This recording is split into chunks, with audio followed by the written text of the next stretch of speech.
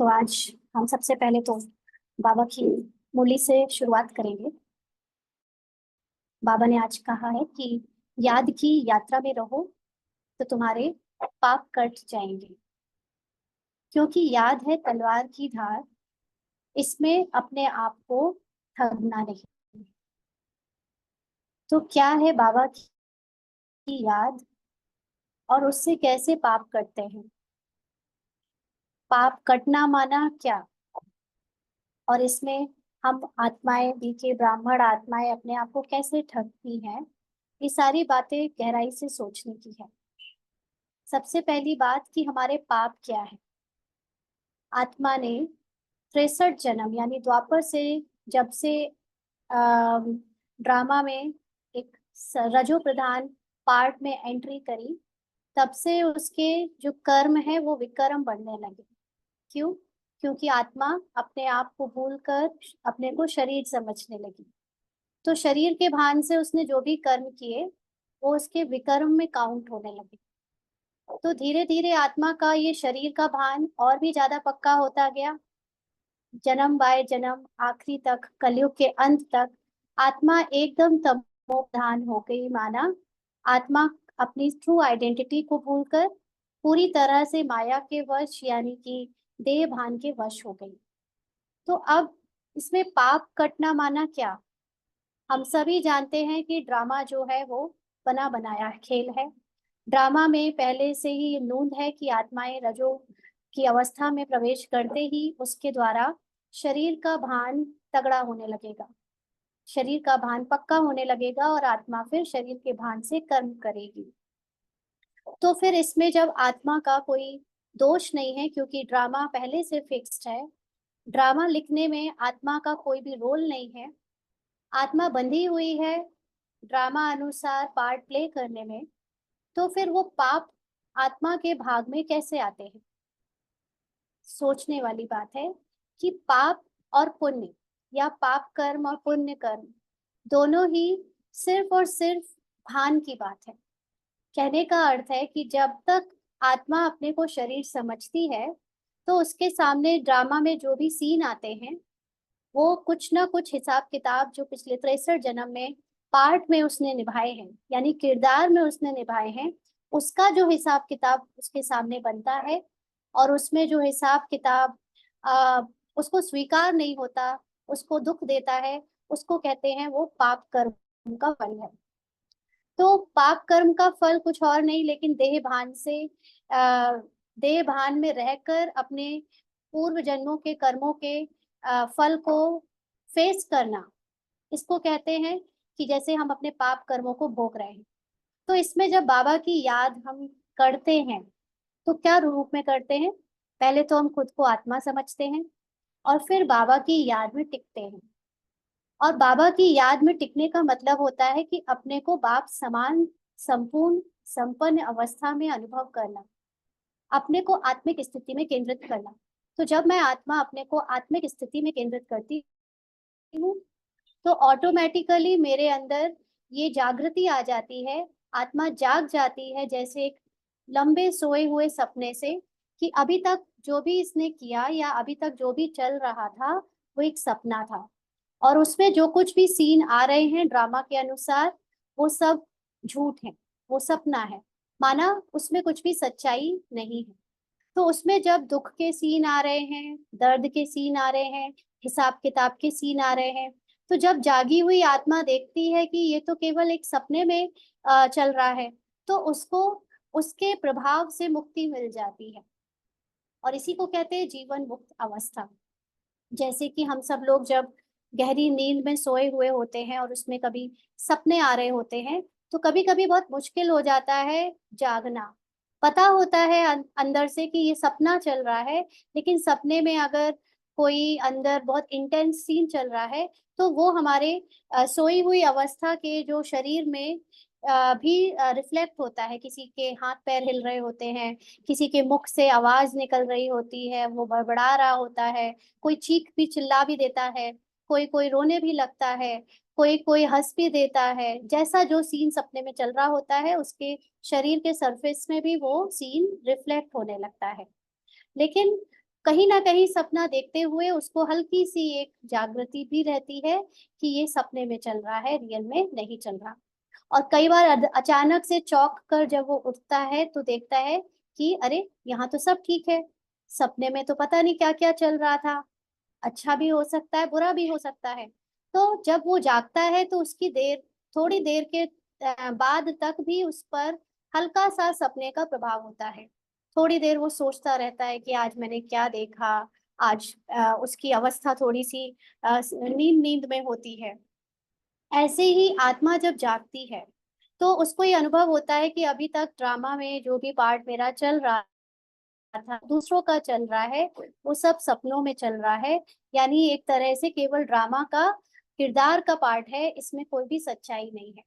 तो बाबा की याद से जब हम आत्माएं अपनी संपूर्ण अवस्था को, संपन्न अवस्था को आ, अनुभव करने लगते हैं, तो ये सपना हमको सपना दिखने लगता है। नहीं तो सपना क्या होता है, रियलिटी लगती है। तो ये जो सपना दिख रहा है ड्रामा का, ये ही पाप कटने का काम करता है। माना आप जितना जितना जागते जाओगे, अवेकन होते जाओगे कि दुनिया में या हमारे इस ड्रामा के पार्ट में, किरदार में जो कुछ भी चल रहा है वो रियल नहीं है, उतना ही आपके पाप या तमो प्रधान कर्मों का प्रभाव आप पर पड़ना कम होता जाएगा। और इसको कहते हैं पाप कटते जाना। तो यहाँ पर बाबा की याद तलवार का काम करती है। तो तलवार का काम क्या होता है, काटना। तो यहाँ पर बाबा को जब हम याद करते हैं, जितना ज्यादा याद करते हैं उतना ज्यादा हमको हमारी मूल अवस्था जो है अनुभव होने लगती है। तो बाबा की याद यहाँ पर साकार बाबा की बात नहीं है। यहाँ पर निराकार आत्मा जब निराकार बाबा को याद करती है, बिंदु आत्मा जब बिंदु बाबा को याद करती है, तब उसके वो पाप कर्म जो है, यानी पिछले तमो प्रधान कर्म के जो प्रभाव है या ड्रामा में जो उसका कर्म है, उसका प्रभाव उस पर नहीं पड़ पाता। और इसी में हम आत्माएं फिर अपने की चेकिंग करें अपने आप की कि हम कितना बाबा को याद करते हैं। इसमें अपने आप को ठगना नहीं है। तो यहाँ पर बाबा ने ठगना क्यों कहा है, क्योंकि कई बार हम लोग देह भान में रहते हुए भी बाबा बाबा करते रहते हैं, है ना। बाबा को तो जैसे कई बार हम लोग समझते हैं कि बाबा हमारे ड्रामा के सीन को या जो भी हिसाब किताब है उसको बदलने में मदद करेगा। बाबा यहाँ ड्रामा के सीन बदलने नहीं आया है, क्योंकि सीन तो पहले से फिक्स है। हिसाब किताब भी बाबा नहीं चुकाएगा, वो हमको ही चुकाने हैं, क्योंकि ड्रामा में हम ही ने किरदार में वो हिसाब किताब बनाए थे। तो यहाँ पर सिर्फ बाबा कहने से या बाबा के जो कहीं ना कहीं साकारी रूप में भी हम बाबा को जब याद करते हैं, तो उतना बाबा के याद से हम अपनी अवस्था को बाबा के समान नहीं बना पाते। लेकिन निराकारी अवस्था ही यथार्थ याद है, और उसी याद को हम अपनी याद में काउंट करें, तब माना जाए कि हम बाबा को याद करते हैं। इसलिए बाबा ने कहा कि अपने मुंह से मियाँ मिट्ठू नहीं बनना है कि हम तो बाबा को बहुत याद करते हैं ना।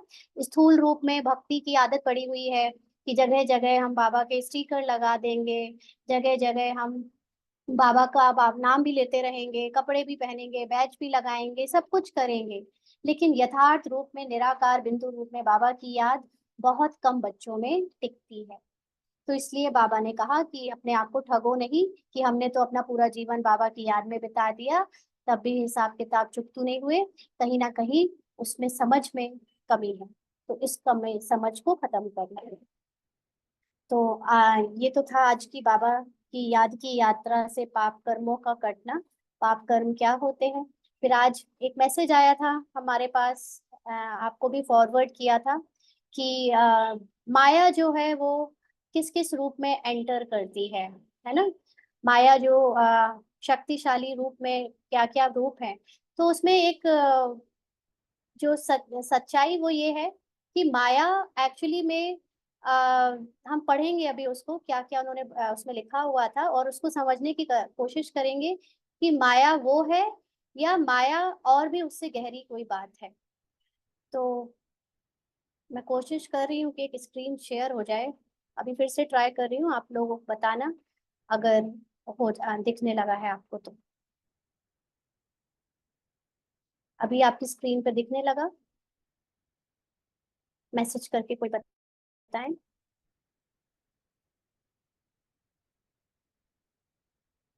ओके, गुड, ठीक है।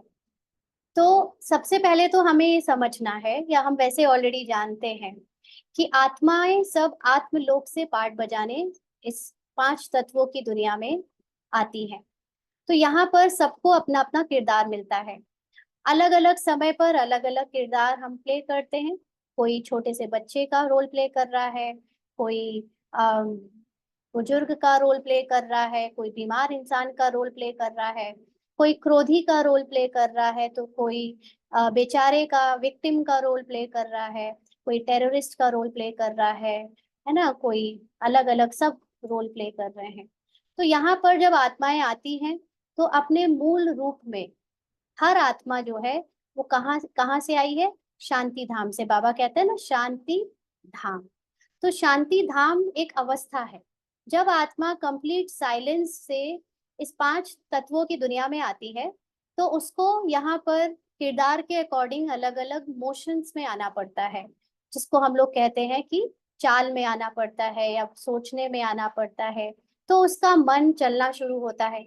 आत्मा जो है उसके अंदर मन है, और सारी बातें जो संसार में होती है वो कहाँ सबसे पहले एक्शंस में आती है? वो है मन, मन और बुद्धि।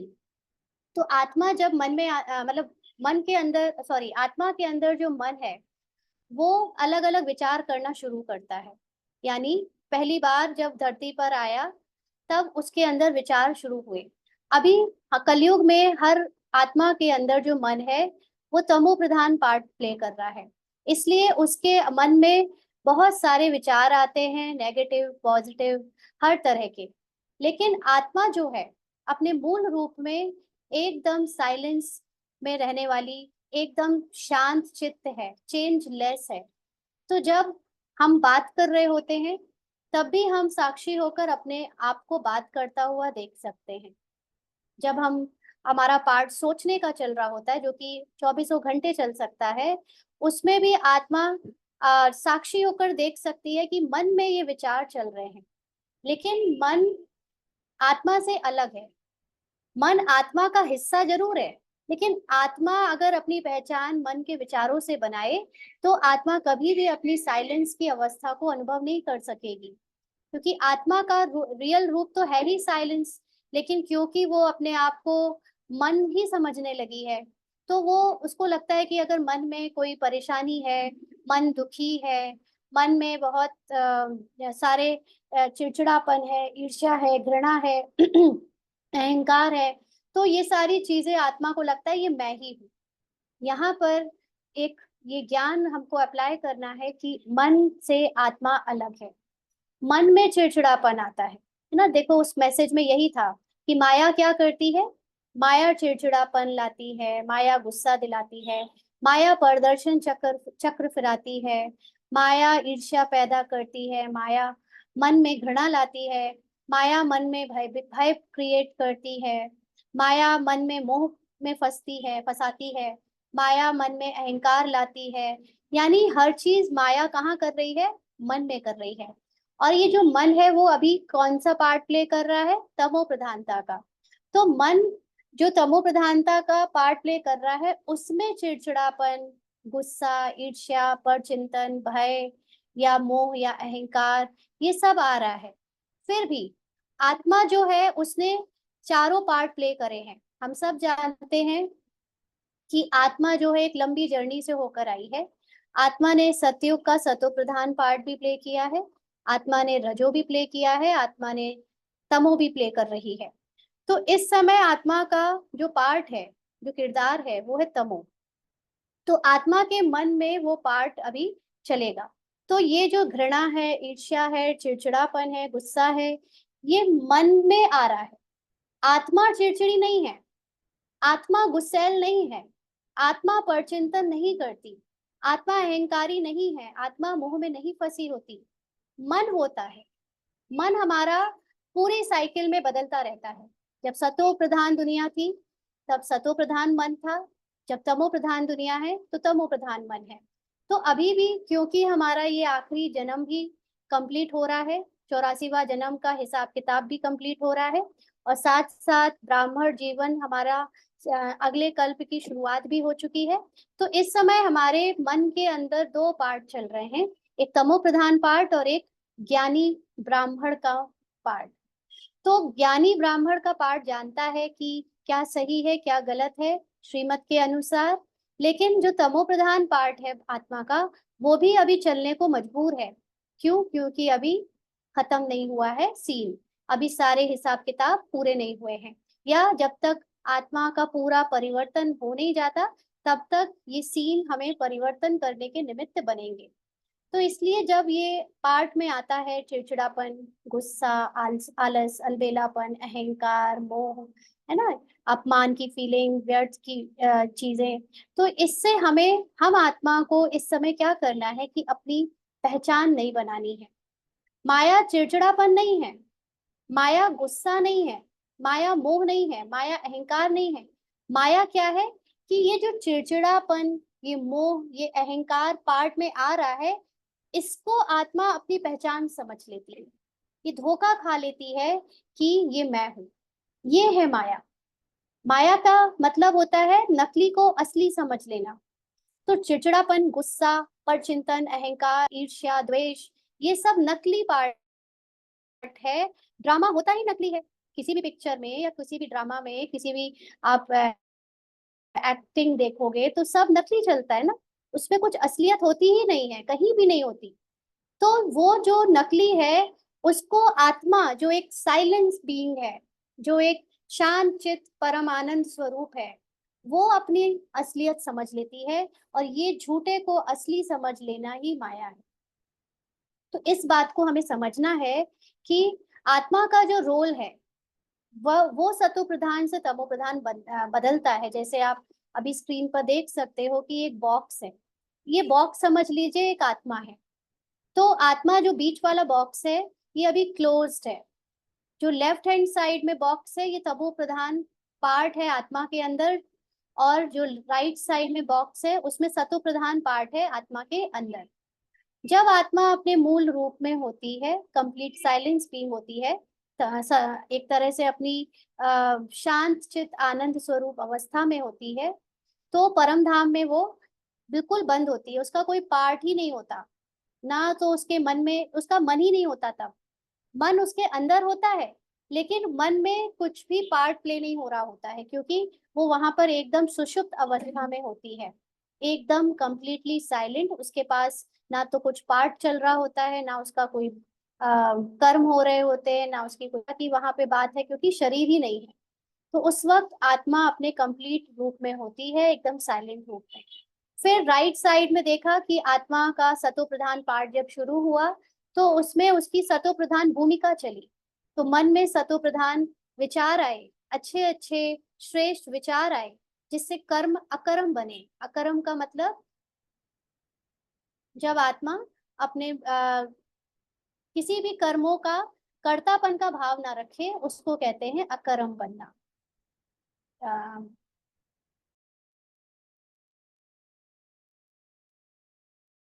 तो आत्मा जब अपने सतो प्रधान पार्ट में होती है, सतो प्रधान भूमिका में, तब उसके मन में सतो प्रधान विचार चलते हैं, और वो अकर्म करते हैं, यानी उनका उनके अंदर कोई कर्तापन का भाव नहीं होता। लेकिन रजो और तमो में आते ही, कलयुग में के लास्ट पार्ट तक, आत्मा एक तो अपने श्रेष्ठ विचारों से, अपनी श्रेष्ठता से, दिव्यता से खाली हो जाती है। खाली होने का मतलब ये नहीं है कि आत्मा में होते नहीं है, लेकिन आत्मा के अंदर होते हुए भी पार्ट अभी उसका नेगेटिव चलना शुरू हो जाता है, यानी बॉडी कॉन्शियसनेस का चलना शुरू हो जाता है। तो इस कारण से आत्मा जो है वो पूरी तरह से भूल जाती है कि वो शरीर आत्मा है, और शरीर की याद में शरीर का पार्ट प्ले करती है। तो ऐसे में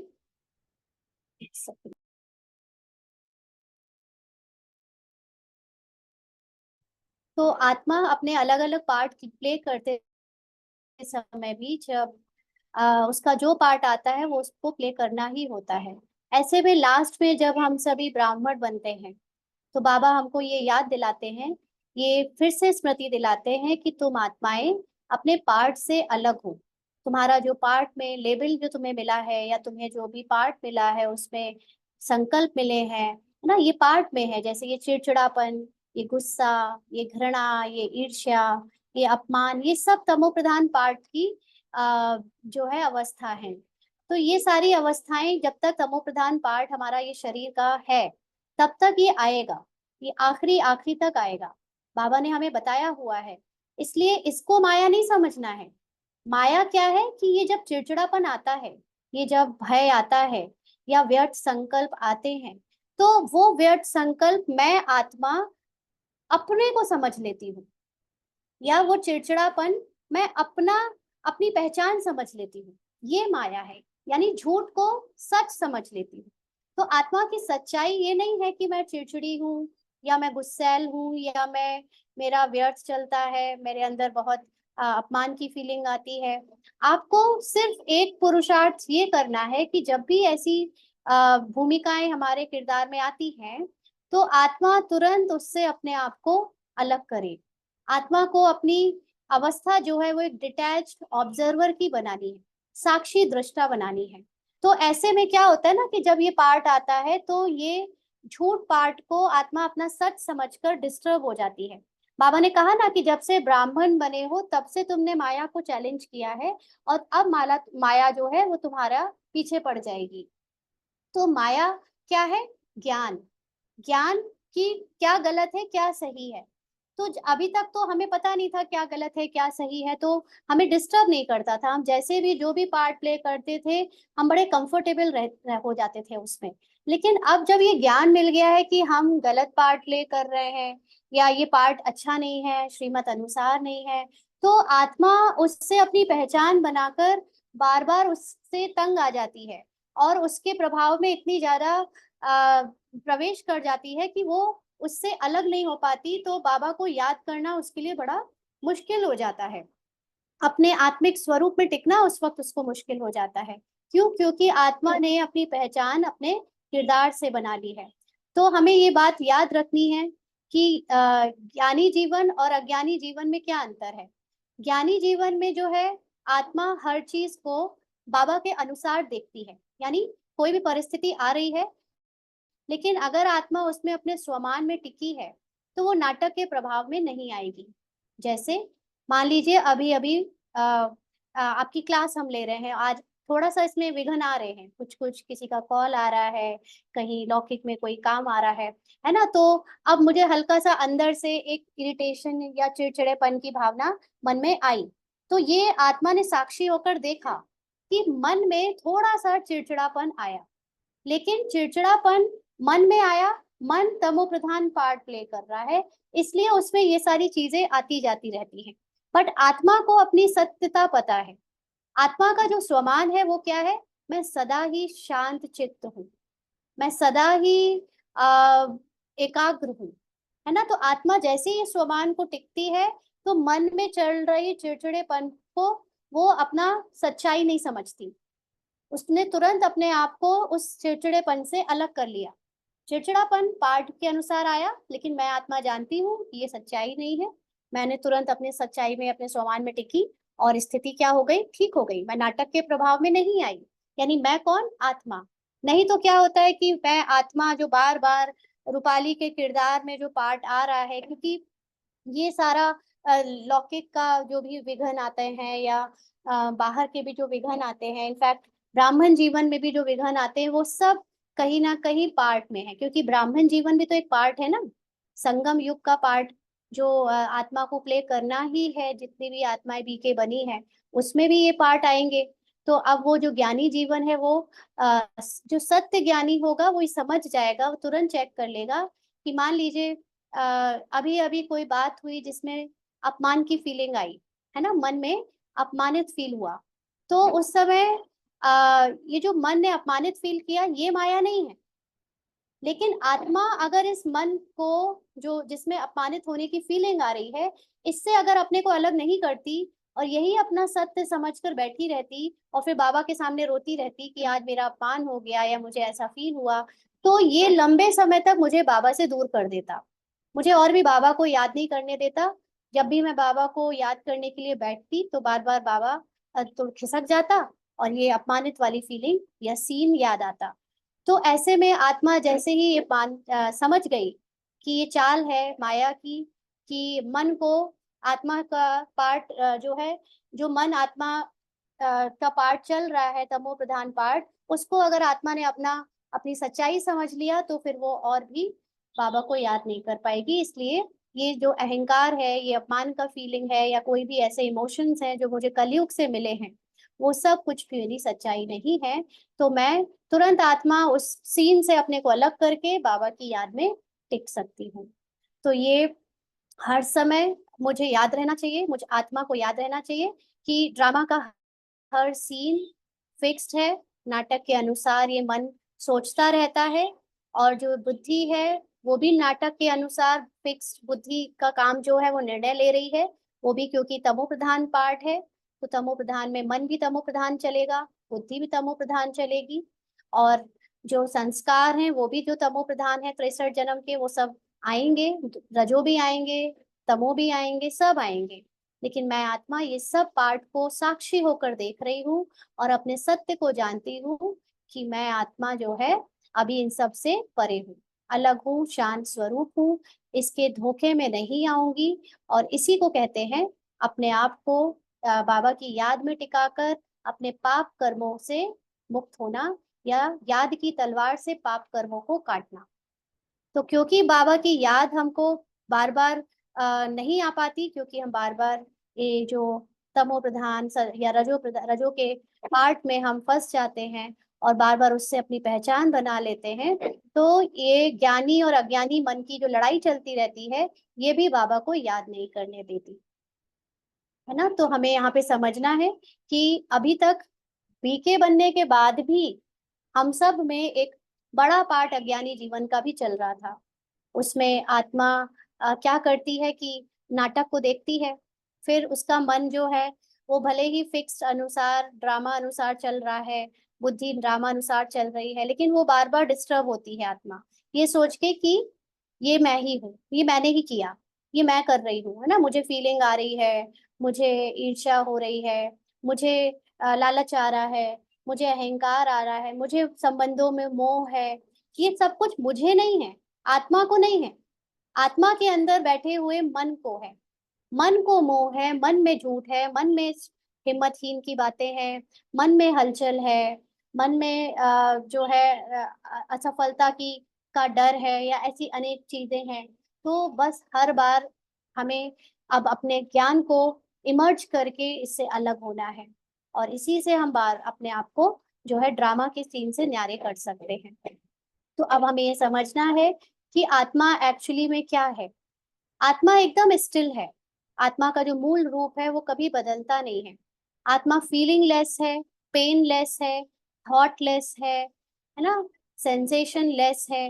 आत्मा जब बात कर रही होती, जब हमारे पार्ट में बात करने का टाइम पार्ट चल रहा है, जैसे अभी मैं बोल रही हूँ, लेकिन बोलने में मेरा मुंह हिल रहा है, चल रहा है, लेकिन आत्मा अभी भी साइलेंस में बैठी हुई है, बाबा के साथ बैठ सकती है। चेकिंग करिएगा, है ना। कई कई लोग समझते हैं कि जब हम कुछ कर रहे हैं, बात कर रहे हैं, काम कर रहे हैं, तब बाबा को याद करना बड़ा मुश्किल है। नहीं, इसमें अब सिर्फ एक ज्ञान की बात है। मेडिटेशन कोई ऐसा नहीं है कि आपको अलग से बैठ के लगाना पड़ेगा। मेडिटेशन एक जागृति है ना, बाबा से योग, बाबा की याद एक जागृति है, कि मैं आत्मा हर पल अपने साथ बाबा को रख सकती हूँ, उनसे कंबाइंड रह सकती हूँ, चाहे मैं सोच रही हूँ, चाहे मैं बोल रही हूँ, चाहे मैं रो रही हूँ, चाहे मैं क्रोधित हो रही हूँ, चाहे मैं दर्द में हूँ। मैं हर पल मैं दर्द में हूँ, जब भी मैंने ये सारे वर्ड्स बोले ना, ये इमोशंस के, ये सोचने के, ये फीलिंग्स के, ये मैं मतलब मन की बात हो रही है। यहाँ थोड़ा सा इसको करेक्शन करना चाहूंगी कि जब मेरे मन में सोचने का काम चल रहा है, मन में दुखी होने का पार्ट चल रहा है, मन में क्रोध आ रहा है, मन शरीर के दर्द को फील कर रहा है, तो भी मैं आत्मा अपने आप को इस सब चीजों से अलग करके बाबा की याद में रह सकती हूँ। और यही सारा बस एक चैलेंज है, चैलेंज भी कह लीजिए या इजी भी है ये, कि हम बस अपने को पार्ट से अलग करते रहें, सेंसेशन से, फीलिंग से अलग करते रहें, तो बाबा की याद में टिकना बहुत आसान हो जाएगा। बेहद की प्राप्तियों को हद में परिवर्तन नहीं करो तो सदा संतुष्ट रहेंगे।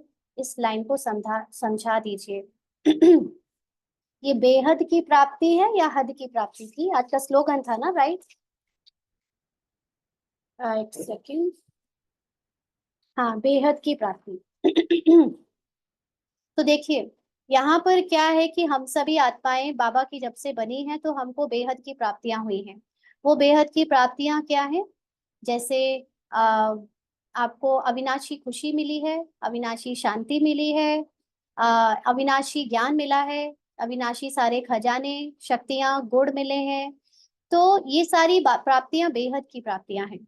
लेकिन कई बार हम सब लोग आत्मिक रूप की स्थिति में जब नहीं होते तो देखते हैं कि बाबा की याद में जब तक रहते हैं तब तक तो हमें अच्छा लगता है कि हम अतीन्द्रिय सुख पा रहे हैं। लेकिन जब हम इन जनरल ऑर्डिनरी काम करने लगते हैं तो उस वक्त हम एक जो भी हमारा किरदार का पार्ट चल रहा है, किसी का शायद किसान का पार्ट है, किसी का गरीब का पार्ट है, किसी को स्ट्रगलिंग जॉब करनी पड़ रही है ना, किसी के पास धन की कमी है, किसी के पास अच्छी हेल्थ की कमी है, किसी के पास रिलेशंस की कमी है। तो ऐसे जो अनेक कमियां हैं, ये है जो हद में, ड्रामा मतलब हद, तो हद में जो भी चल रहा है यानी ड्रामा में जो भी चल रहा है उसको हम अपनी रियलिटी समझने लगते हैं। तो क्या होता है कि अभी अभी जो हमें बेहद की प्राप्तियां हुई थी, अविनाशी खुशी, अविनाशी संतुष्टता, अविनाशी शांति, वो सब कुछ हद की कमियों की वजह से, हद में जो शरीर में स्वास्थ्य ठीक नहीं है, हद में यानी का पार्ट में, किरदार में जो अभी मन ठीक नहीं है, किरदार में अभी रिश्ते ठीक नहीं है, उस सब को देखने लगते हैं। तो जो बेहद की प्राप्ति है, जो अविनाशी खुशी और शांति है, वो हमें फील नहीं हो पाती, तो हम असंतुष्ट हो जाते हैं। तो इसमें बाबा का कहने का मतलब यही है कि जब मैं आत्मा अपनी बेहद की प्राप्तियों को ही सदा स्मृति में रखूंगी, भले ही पार्ट में मेरे पास पर्स में रुपए नहीं है, पार्ट में मेरे पास गरीबी चल रही है, पार्ट में मेरे पास रिश्तेदार नहीं है, पार्ट में मेरे शरीर में उतनी ताकत नहीं है, लेकिन अगर मैं बाबा ने मुझे क्या क्या दिया है उसकी याद में रहूं, उसकी प्राप्ति की खुशी में रहूं, तो हद की बातें मुझे परेशान नहीं करेंगी, मैं असंतुष्ट नहीं होंगी। तो इसीलिए बाबा ने ये लाइन बोली है कि बेहद की प्राप्तियों को हद में परिवर्तन नहीं करो। ये नहीं सोचो कि मुझे जो अविनाशी खुशी मिली है वो खुशी मुझे साधनों से मिल जाती, रिश्तों से मिल जाती, या मेरा स्वास्थ्य अच्छा हो जाता तो उससे मिल जाती। नहीं, आपको बाबा ने आत्मिक स्थिति की खुशी दे दी ना, बाबा ने आपको आत्मिक ज्ञान दे दिया। अब कई बार आप, कई आत्माओं को आत्मिक ज्ञान मिलने के बावजूद भी एक अंदर से ये कचोटता रहता है कि मैंने एकेडमिक नॉलेज बहुत नहीं ली, मैं बहुत ज्यादा स्कूल कॉलेज की पढ़ी लिखी नहीं हूँ, मुझे इंग्लिश नहीं आती, या मुझे दुनिया का ज्ञान नहीं है ना, तो वो आपको असंतुष्ट कर देता है। इसी तरह आपको बाबा ने अविनाशी क्या क्या नहीं दिया, अविनाशी इतना प्रेम दिया है बाबा ने, फिर भी कई आत्माओं को देह भान में आकर ये रहता है कि मेरे पति से मुझे काश प्यार मिलता, मेरे परिवार से मुझे काश प्यार मिलता, मेरे बच्चों से काश मुझे प्यार मिलता। तो बेहद का प्यार मिलने के बाद भी, बेहद की खुशी, बेहद का ज्ञान मिलने के बाद भी हम बार बार हद की कामनाओं में जब चले जाते हैं तो असंतुष्ट हो जाते हैं। तो इसीलिए बाबा ने हमको एक बार सावधानी दी है कि तुम्हें इस समय जो कुछ मिलेगा वो बेहद का मिलेगा, अविनाशी मिलेगा, उसको बार बार आप हद की कामनाओं से रिप्लेस नहीं करो, क्योंकि अगर बार बार हद की कामनाओं से हम रिप्लेस करेंगे तो असंतुष्ट ही रहेंगे ना। जैसे आज एक बहन का फोन आया था, तो वो बहन भी ऐसी ही कुछ शेयर कर रही थी कि आप जो है इतना कुछ कर रही हो, हम लोग तो, हम तो घर गृहस्थी में ही फंस के रह गए, और ऐसे ऐसे कुछ कुछ बातें कर रही थी। तो पूछ रही थी ऐसा हम क्या करें कि हम भी अपने बंधन तोड़ पाए, है ना। तो क्या होता है कि हम हमेशा ये समझने लगते हैं कि हमको हद के बंधन तोड़ना माना कि हम ये सब कर पाए, या जैसे क्लासेस ले पाए, या इस तरह की सेवाएं कर पाए। लेकिन हमें समझना है कि बाबा ने सबको अलग अलग पार्ट दिया है। किसी का पार्ट ऐसे क्लास लेने का है, किसी का पार्ट घर में रहकर सेवा करने का है, किसी का पार्ट साकाश देने का है। तो सबको जो जो मिला है, जो जो प्राप्तियां मिली हैं, उसको उसी बात में संतुष्ट रहना है। ये नहीं देखना है कि संसार में लोगों को क्या क्या मिल रहा है, संसार में लोग किस किन चीजों को पाकर खुश हो रहे हैं, संतुष्ट हो रहे हैं। नहीं नहीं, तो इससे हमारी संतुष्टता गायब हो जाएगी। और कल भी बाबा ने कहा था ना कि बाबा को सबसे ज्यादा संतुष्ट मणियां पसंद है, जो जिसको जैसा पार्ट मिला वो उसी में खुश रहे। जैसे एक मूवी होती है, मूवी में एक सब्जी बेचने वाला है, एक कॉमेडियन है, एक विलेन है, एक हीरो है। तो सब्जी लेने वाला बेचने वाला अपने पार्ट से संतुष्ट है, कॉमेडियन अपने पार्ट से संतुष्ट है, विलेन और हीरो अपने अपने पार्ट से संतुष्ट है ना। जितने भी सपोर्टिंग एक्टर्स हैं वो सब अपने अपने पार्ट से संतुष्ट है। तो इसलिए हमको भी यहाँ पर अपने अपने पार्ट से संतुष्ट रहना है। तो बेहद की प्राप्तियों को देखना है। ठीक है, और किसी को कुछ पूछना है? फिर एक लाइन और थी स्लोगन की, आ, जहाँ निश्चय है वहां विजय के तकदीर की लकीर मस्तक पर है ही। तो निश्चय किस बात का? निश्चय कि मैं आत्मा इस ड्रामा के कैसे भी सीन को प्ले करते हुए भी पूरी तरह सतो प्रधान बाप समान हूँ। ये निश्चय होना चाहिए। अगर ये निश्चय है तो आप ड्रामा के वर्ड से वर्ड सीन को भी फेस करते समय उसके प्रभाव में आने से बच जाओगे। और फिर आपकी, बाबा ने कहा तकदीर की लकीर मस्तक पर है ही। तो मस्तक का मतलब होता है स्मृति।